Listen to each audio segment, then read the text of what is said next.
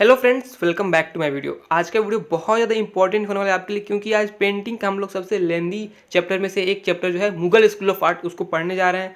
इसलिए वीडियो भी थोड़ा लेंदी हो जाएगा, बट बहुत इंपॉर्टेंट है, इसलिए आप लोग एंड तक जरूर ही देखना। अगर चैनल पे पहली बार आए हो तो सब्सक्राइब करके नोटिफिकेशन आइकन पे क्लिक कर लेना, जिससे कि फ्यूचर में आने वाली वीडियोस आप मिस नहीं करोगे।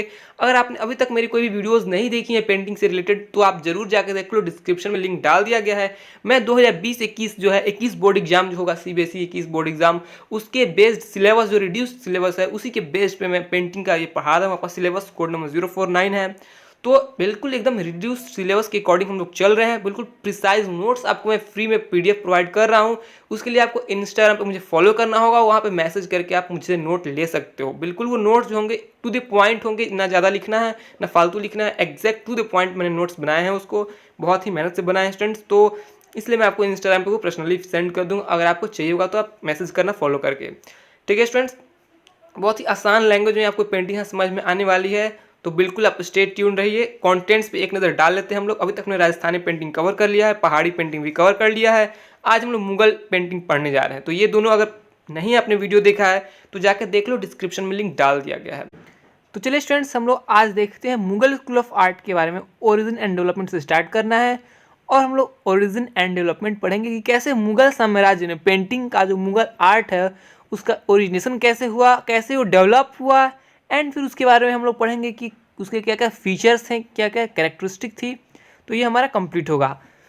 तो सबसे पहले आपको बता दें कि मुगल साम्राज्य था जो इंडिया में स्थापित हुआ वो बाबर के द्वारा किया गया।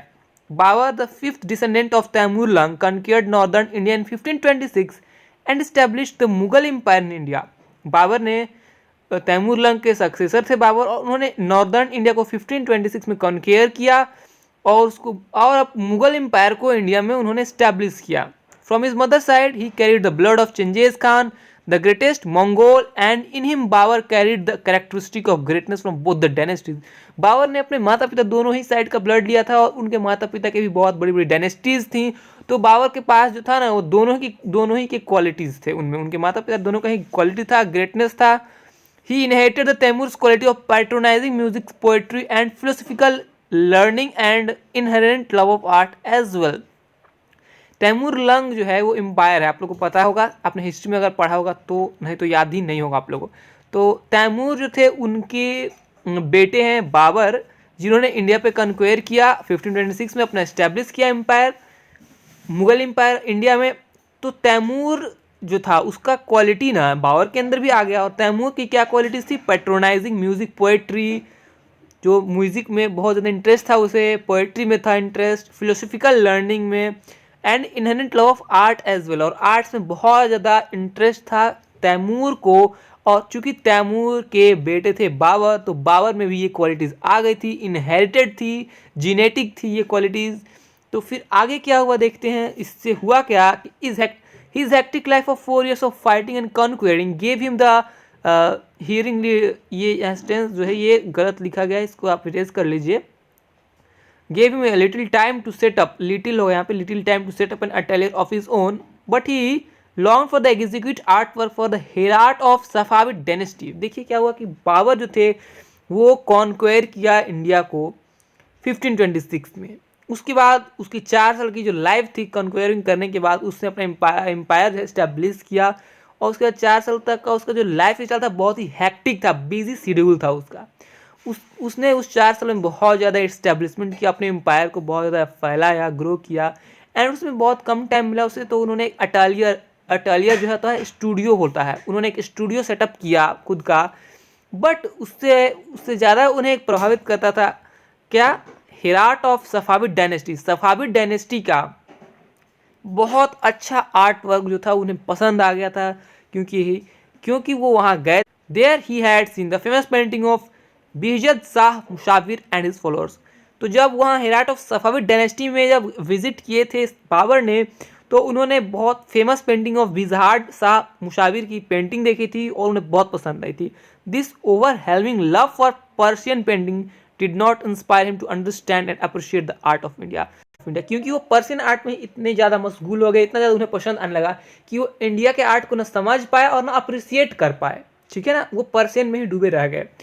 And so practically he left no influence in development of Mughal art India. इसलिए प्रैक्टिकली उन्होंने कोई कमी नहीं छोड़ी मुगल आर्ट को इंडिया में स्थापित करने की।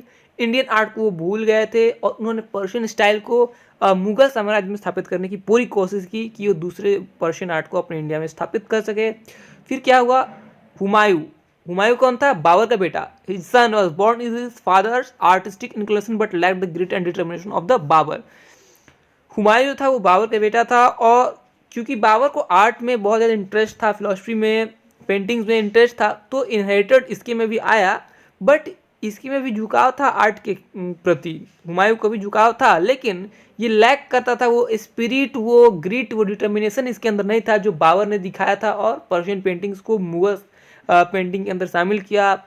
तो इसमें वैसा डिटर्मिनेशन नहीं था कुछ करने का, ठीक है ना। Before he could consolidate his empire he was driven to exile by Sher Shah Suri and अर्सपर इन 1540। मतलब कि हुमायूं जब तक संभालता अपना सिंहासन, अपना एम्पायर को हैंडल करता, उससे पहले ही उसे सजा मिल गई, एक्साइल, मतलब उसे देश से निकाल दिया गया शेर शाह सूरी द्वारा 1540 में।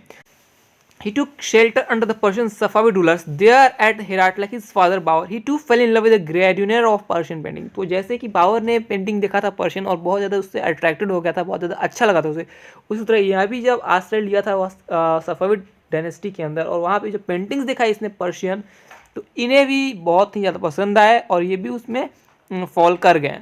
During his exile he met 2 young masters of Tabriz and Shiraz, Khwaja Abdul Samad and Mir Syed Ali. अपने एक्साइल के दौरान इन्होंने 2 young master of Tabriz and Shiraz जो पेंटिंग होती है उसके 2 यंग मास्टर से मिले, जिसका नाम था ख्वाजा अब्दुल समद और मिर सैयद अली।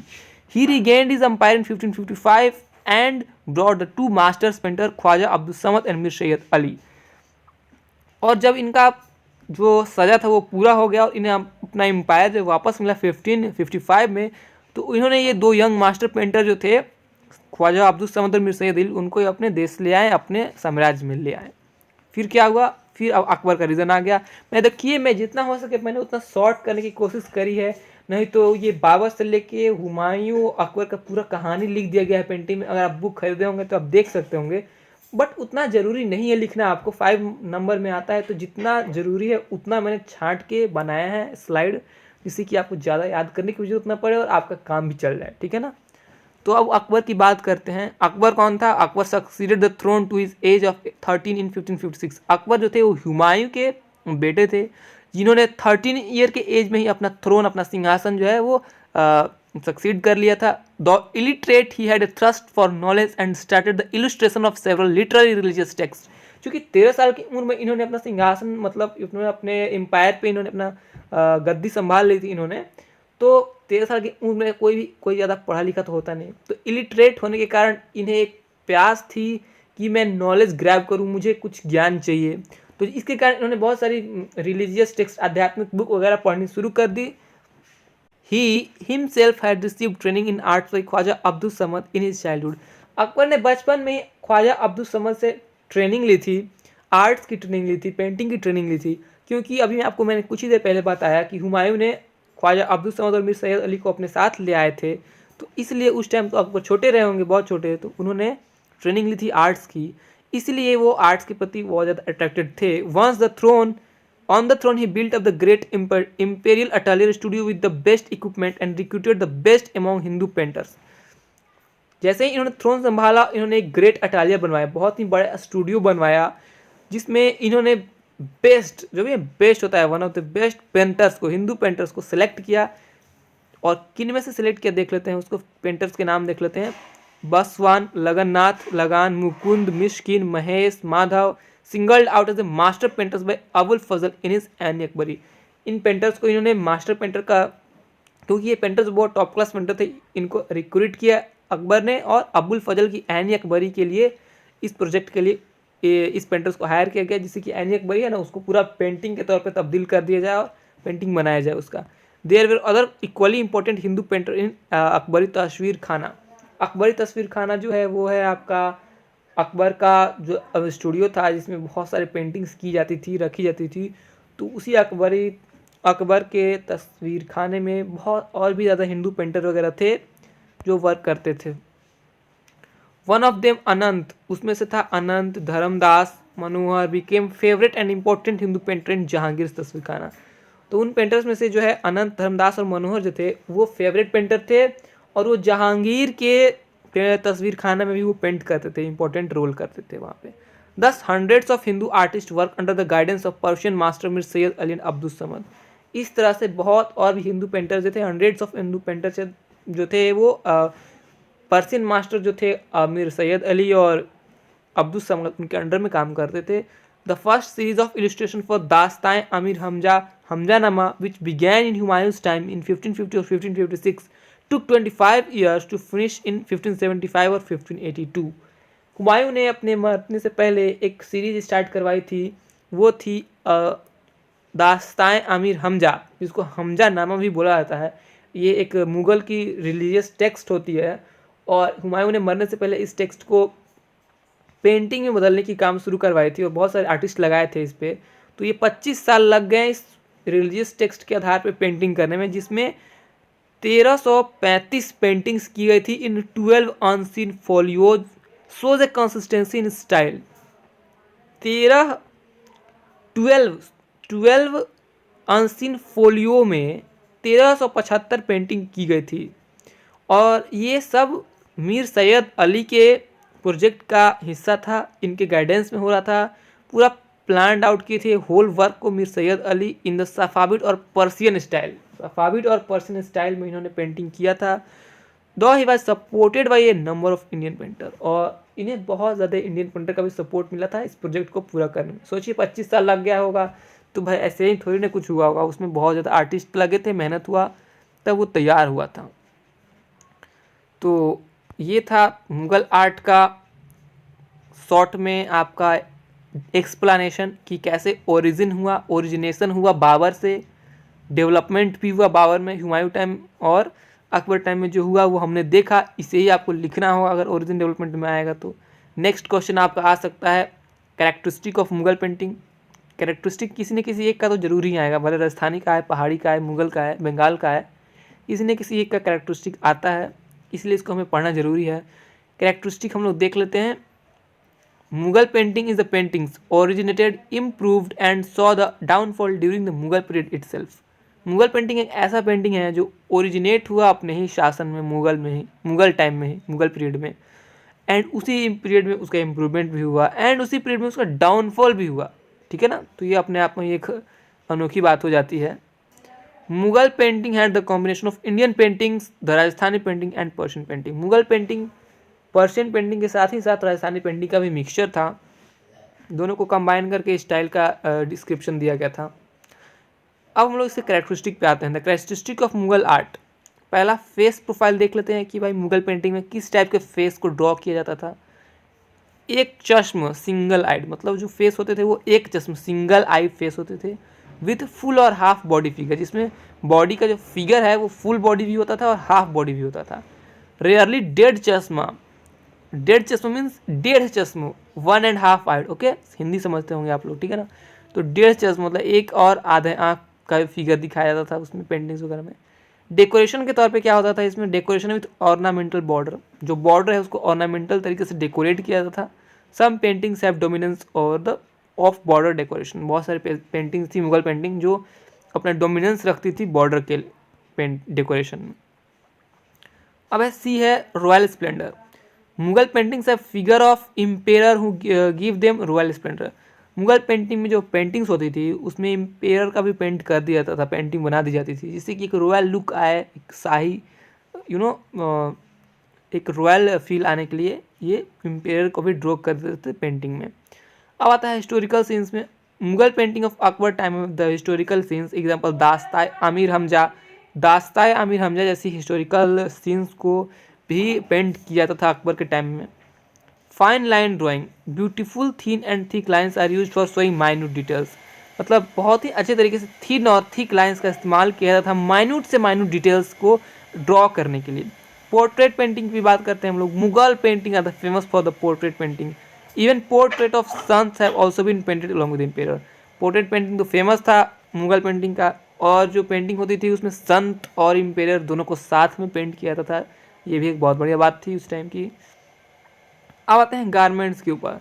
फीमेल गारमेंट्स में क्या होता था, beautiful and ornamental summer garments, summer के कपड़े होते थे, ज़्यादातर पेंटिंग में समर गारमेंट का इस्तेमाल होता था, ब्यूटीफुल होता था, ऑर्नामेंटल होता था बिल्कुल, विथ ट्रांसपेरेंट चुनी, ठीक है ना, ट्रांसपेरेंट चुनी होती थी। मेल गारमेंट्स में क्या होता था, वेल डेकोरेटेड अंगरखाज होते थे, churidar pyjama with typical turban over the head. समझ में आ गया। रिलीजियस थीम्स में क्या होती थी, मुगल पेंटिंग्स है the religious depiction of the Ramayana, Mahabharata, Nala Damayanti, the Panchatantra, Arabian and Persian episodes भी होते थे, रामायण महाभारत में मतलब उसका भी पेंटिंग किया जाता था, ये अच्छी बात थी। नेचर में क्या है, beautiful depiction of trees, plant, river, mountain along with hunting scene and battle scenes, ये भी ड्रॉ किए जाते थे पेंटिंग के अंदर। अब आता है ornamental designs, beautiful and ornamental design including geometrical and floral design on wall of palaces, walls पे बहुत अच्छे अच्छे डिज़ाइंस को मतलब पेंट किया जाता था। कलर्स में क्या होता था, careful use of gold and silver colour in necklace, necklace जो होता है गले का जो ऑर्नामेंट्स होता है उसमें गोल्ड एंड सिल्वर कलर का इस्तेमाल किया जाता था। फुटवियर्स में गोल्डन बॉर्डर का इस्तेमाल किया जाता था जो कि बहुत ही वंडरफुल दिखता था। एक्सप्रेशन ऑफ आइडियाज़, इसमें क्या होता है, the depiction of emperor, queen, servant, boatman in different mood such as sad, restless, happy, nervous, obedient are noteworthy. ये काफ़ी सही अच्छी बात है कि मतलब एक्सप्रेशन भी उस टाइम बहुत अच्छे से पेंटिंग के तौर पे दिखाया जाता था। अगर कोई सैड है, कोई हैप्पी है, कोई रेस्टलेस है, तो उस टाइप का एक्सप्रेशन जो है वो पेंटिंग में दिखता था। अब आता है calligraphy, black ink is use for calligraphy even the artist names are written beautifully, मतलब उस टाइम पे भी राइटिंग जो थी बहुत मस्त तरीके से बनाई जाती थी, अच्छे हैंड राइटिंग में राइटर के नाम होते थे, आर्टिस्ट के नाम होते थे। एनिमल एंड बर्ड का भी डिपिक्शन था, सीन था वहाँ पे। Mughal art is also famous for depiction of animals, जैसे एलिफेंट फाइट हो गया, कैमल फाइट हो गया, ये दिखाए जाते थे पेंटिंग्स में। बर्ड्स में फैल्कॉन और बर्ड रेस्ट एक पेंटिंग है, वो भी पेंटिंग हुई थी उस टाइम पे, ठीक है ना। तो ये फेमस हो गया। तो इतना ही था आपका मुगल स्कूल ऑफ आर्ट का पूरा आपका कैरेक्टरिस्टिक। आई होप कि आपको वीडियो समझ में आया होगा। मैं इस वीडियो को बिल्कुल भी लेंदी करना नहीं चाहता था और भी ज़्यादा, इसलिए मैं इसको शॉर्ट में समझाया हूँ और बहुत जितना हो सके मैंने उतना ही पॉइंट रखा है जिससे कि आपका मार्क्स भी पूरा मिल जाए और ज़्यादा रटने की ज़रूरत ना पड़े, क्योंकि बुक आप पढ़ने बैठोगे तो बहुत सारी चीज़ें मिल जाएंगी जो कि एक्चुअली हमें सिलेबस में पढ़नी नहीं है। और बुक तो आपकी न्यू प्रिंट छप के नहीं आई है, बुक तो जो है वो पुरानी बुक है और हमें सिलेबस में चेंजेस हुआ है, 30% रिडक्शन हुआ है। उस हिसाब से उसमें भी मैंने ऐसे लिखा है क्योंकि ये सारे ऐसे टॉपिक्स हैं जो ओरिजिन एंड डेवलपमेंट है, तो वो सिलेबस में तो है ही, बट बुक में खोजिएगा ओरिजिन डेवलपमेंट तो 2 पन्ने 3 पन्ने का मिलेगा आपको, बट उतना हमें पढ़ना नहीं, 5 नंबर का आता है, 1 पन्ना भर देना है, बात खत्म। और सेंस भी होना चाहिए कि मैं लिख रहा हूँ, उसमें सेंस भी बनना चाहिए। तो अगर आप इस वीडियो को अच्छे से एंड तक देख लेते हैं, समझ लेते हैं और इसके नोट्स अगर आपको मिल जाते हैं तो आपको कोई प्रॉब्लम नहीं होगी। नोट्स अगर आपको चाहिए तो मैं बार बार बोलता हूँ, इंस्टाग्राम पे फॉलो करो, मैसेज करो, नोट्स मिल जाएंगे वहाँ पे।